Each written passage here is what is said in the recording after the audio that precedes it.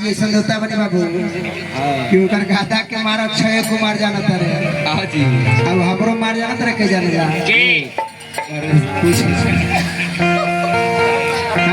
कहाँ बड़ा बाबुआ पवाना के कुमार मोरे सजीवन लेके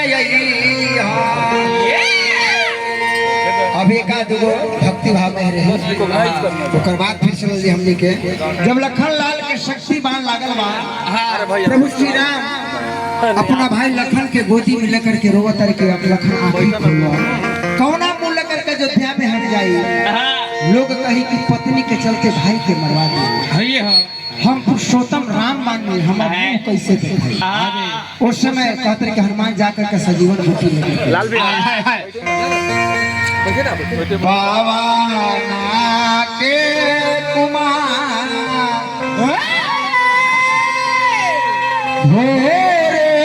सजीवन लेके पवाना के कुमार भोरे सजीवन